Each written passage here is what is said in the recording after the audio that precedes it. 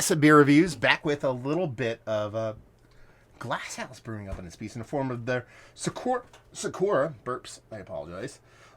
This is a Cryo Mosaic and Nelson Sauvin 6.3% IPA. These guys are located out of Glasshouse Beer Company, Unit 6B, Waterside Business Park, Pershore Road, Birmingham, England.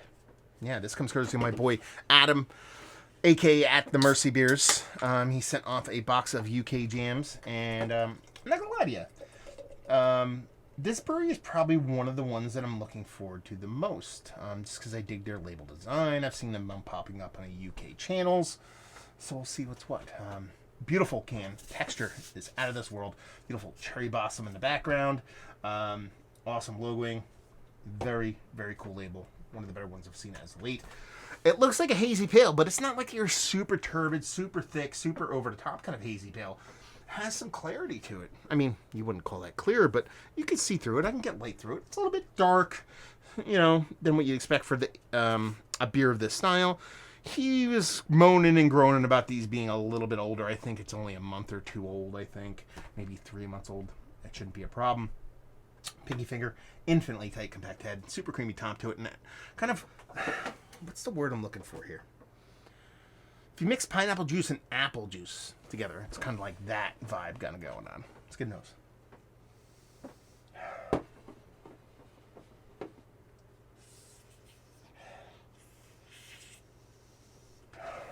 Okay. This thing's got a little bit of filthiness going on. Like a little bit of just like mean mugging. There's a little filth, a little ranky-dank, a little bit of chunion kind of thing going on there. Then there's this fruity portion of the show, like a little orange, undersweetened orange, marmalade-y thing with this kind of little bit of oniony, scalliony thing on the other end of things, and that's pretty much it. Not an aggressive beer as far as on the nose, but that garlicky. Now I'm going more like garlic instead of like oniony. It's like garlicky, funky, ranky-dank. Man, is that garlic? It smells like garlic. I hope that comes through in the taste.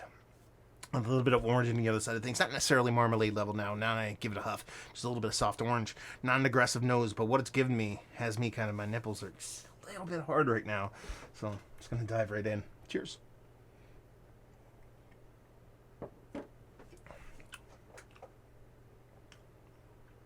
Yeah, that's filthy. That's me mugging filthy. First ABV level, it is.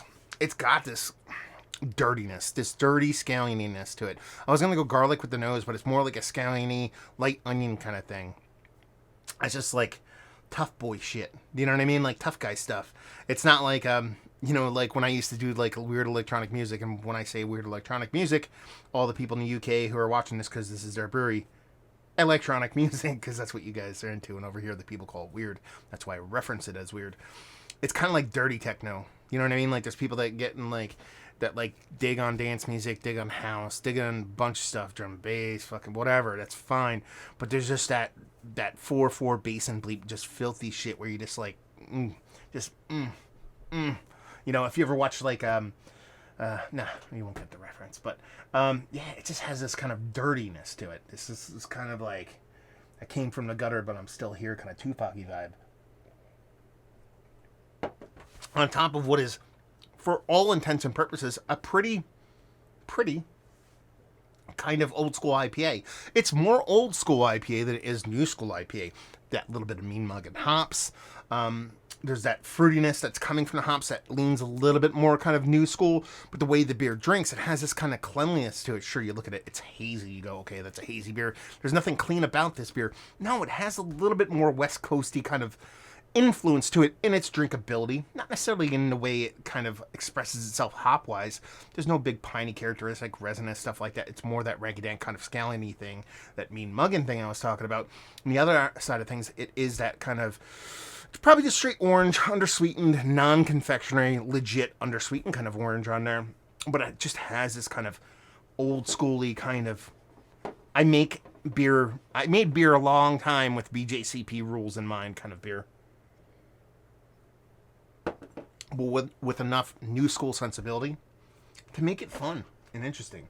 I think this beer would appeal to both sides of the spectrum, or aisle, probably be a better word to say it, because you have a lot of people that are like hazy, or not even hazy, just new school beer is the way to go. On the other side of the spectrum, you have a bunch of people who are like, if it's not clear, if it's not classically made, that sucks. And those worlds can intertwine and kind of vibe together. I feel like I belong on both sides of those spectrum. And I think a lot of people that complain about hazy IPA would drink this and dig it. And I think people who are really into hazy IPA new schoolness and a shoe old schoolness drink this and dig it too. I like this beer a lot. Is it rewriting the books? Is it making me so kind of like wow factor that I'm gonna throw just Mount Rushmore, no problem whatsoever? No. But when you're giving me a really well made beer that shows me a fun presence both in the fruity and more specifically that kind of dirty, filthy, rinky-dink side of things, that scalliony dirtiness, you're kind of doing what I love here. So it really is wheelhouse stuff for me.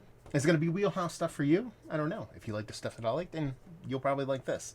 But for all intents and purposes, I have a couple of these guys' beers in the queue from all the stuff that Adam sent off, and this is my first one from these guys, and it's a very cool intro to the brewery.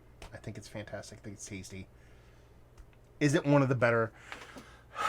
They call it an IPA. I would call it that. More times often than not when you get in low sixes, I'm like, it's a bailout. No, this is an IPA, old school IPA.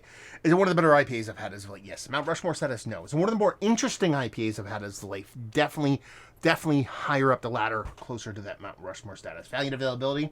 Again, Adam, we're going to defer to you on all these and leave you with, if you like what we like this. If you like old school IPA, and you like new school IPA, you're a fan of that ranky dank, you like that little oniony scalliony thing, you like drinkable beers, you will like this. So there you go. Reviewing the books.